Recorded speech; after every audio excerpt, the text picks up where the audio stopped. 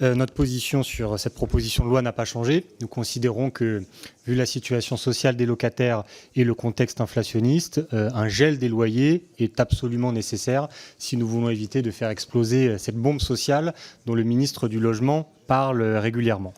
Cela étant dit, je ne reprendrai pas le débat politique depuis le début. Je me contenterai simplement de rebondir sur plusieurs arguments qui ont été versés au débat par nos collègues sénateurs.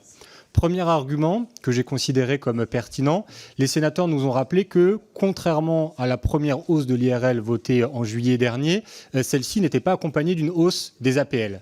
Et même pour être un peu plus précis, je suis allé remettre mon nez dans les textes de l'été dernier et il était écrit dans l'exposé des motifs de la proposition de loi dite pouvoir d'achat que, étant donné que l'IRL augmentait de 3,5%, en cohérence, c'était vos mots, les APL étaient revalorisées de façon anticipée de 3,5%. Cette revalorisation anticipée n'ayant pas lieu cette fois-ci, on peut donc en tirer la conclusion qu'il y a un manque de cohérence de la part de la majorité.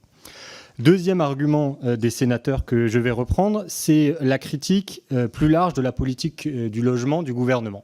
Alors, c'est un marronnier côté majorité de nous dire « Ne vous inquiétez pas, cette loi n'est pas la loi structurelle qui va régler les problèmes du logement. Vous nous l'avez dit en juillet dernier quand vous avez fait la première hausse de l'IRL.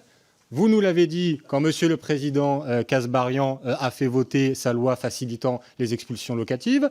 Vous nous le dites à nouveau aujourd'hui.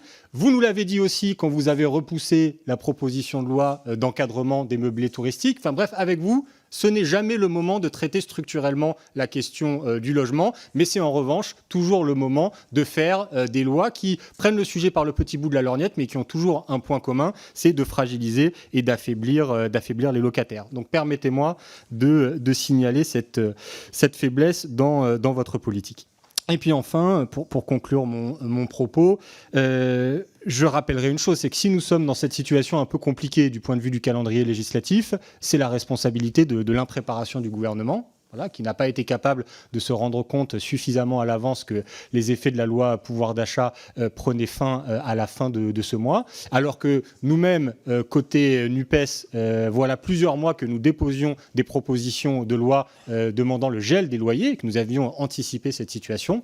Bon, à partir du moment où le gouvernement est responsable de cette situation compliquée, j'espère bien qu'il se donnera les moyens, notamment par la mise à l'ordre du jour de ce texte, qu'il puisse être examiné jusqu'au bout avant la fin du mois.